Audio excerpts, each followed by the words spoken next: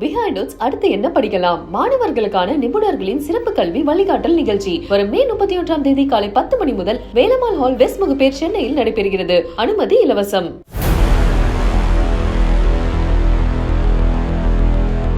அண்ணன் வாழ்க்கையில் குறுக்கே புகுந்த தம்பி. என் தம்பியோட பேசாத பழகாதன்னு பலமுறை மனைவியை எச்சரித்த காதல் கணவர். மீறி சென்றதால் ஆத்திரத்தில் மனைவியை சரமாரியாக தீர்த்து கட்டிய அதிர்ச்சி. தாய் தந்தையரை இழந்து தவிக்கும் 2 பிள்ளைகள்.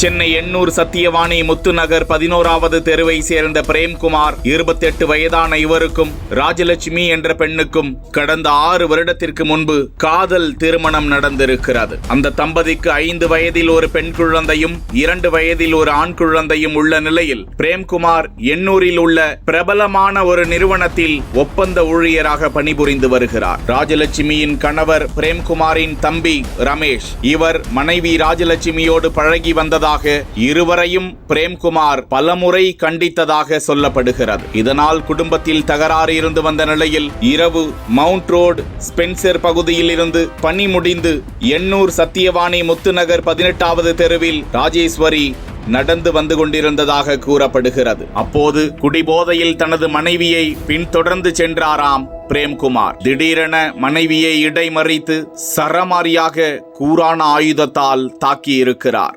இதில் கழுத்து, தலை, விலா எலும்பு ஆகிய பகுதிகளில் பலத்த காயமடைந்த ராஜேஸ்வரி சம்பவ இடத்திலேயே சரிந்து விழுந்து உயிரிழந்து விட்டார். தகவல் அறிந்த எண்ணூர் காவல்துறையினர் சம்பவ இடத்திற்கு விரைந்து வந்து ராஜேஸ்வரியின் பிரேதத்தை கைப்பற்றி உடற்கூறு ஆய்வுக்காக அரசு ஸ்டான்லி அரசு மருத்துவமனைக்கு அனுப்பி வைத்து தப்பி ஓடிய பிரேம்குமாரை கைது செய்திருக்கிறார்கள்.